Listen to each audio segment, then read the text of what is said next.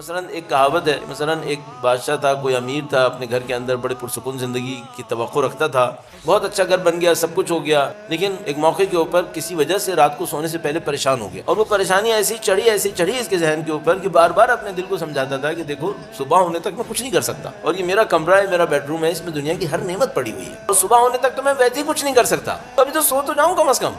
نہیں سو پایا، لاکھ اپنے آپ کو دماغ کو سمجھاتا رہا، نہیں سو پایا، بہت کرتا رہا کہ اتنا اچھا گھر بھی ہے، اب کچھ کر بھی نہیں سکتا ہوں، لیکن پریشانی دماغ پہ چڑھی ہوئی ہے، نیند بھی نہیں آ رہی ہے۔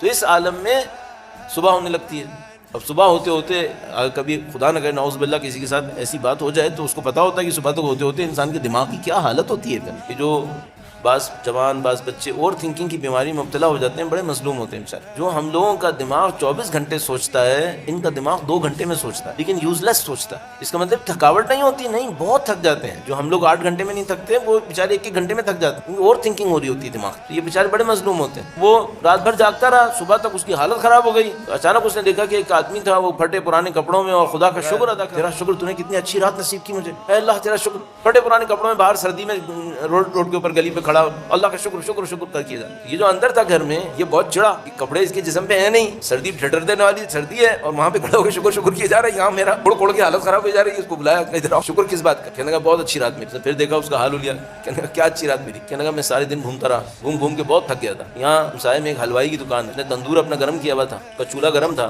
اس میں لکڑیوں میں آگ لگاتے۔ کہنے لگا وہ گرم تھا، وہ دکان بند کر کے گیا تو اس کا تندور چولہا گرم تھا، میں چولہے کے برابر میں لیٹ گیا، اتنی اچھی گرم ہوا مجھے ملی، سردی کے عالم میں تھکا مارا میں تھا، ایسا سویا کہ مجھے لگا جیسے سالوں سو گیا۔ میں نے کہا وسط شب میں آدھی رات میں کہیں اس کا چولہا ٹھنڈا پڑ گیا، میری جو آنکھ کھلی تو مجھے لگا جیسے پتہ نہیں کتنے سال سکون سے سویا ہوں، اور اب بالکل فریش اٹھا۔ کہنے لگا جب میں فریش اٹھا تو میں نے کہا کہ اب یہ غلط بات ہے کہ میں خدا کے شکرانے میں کوئی عبادت بھی نہ کروں۔ کہنے لگا میں آدھی رات کو اٹھا، میں نے کہیں سے وضو کیا، آدھی رات اللہ کی بندگی میں گزاری، مجھے ایسا مزہ آیا میں بتا نہیں سکتا۔ اب صبح ہو رہی ہے تو بتاؤ میں شکر کروں یا نہیں کروں؟ میں اپنے آپ سے ایک سوال پوچھتا ہوں، مجھے اس بندے کا دل نہیں چاہیے؟ مجھے اس بندے کا سا دل چاہیے جو مجھے یہ قانع کر دے کہ جن چیزوں کو زوال ہے ان کے ہونے میں کوئی بلندی نہیں ہے، اور جو چیزیں بلند ہیں ان کے کھونے کے بعد کوئی بلندی نہیں۔ بلا وجہ کا دھوکہ جو مجھے میرے دماغ میں رکا ہوا ہے، یہ دھوکہ نکل جائے کسی طریقے سے۔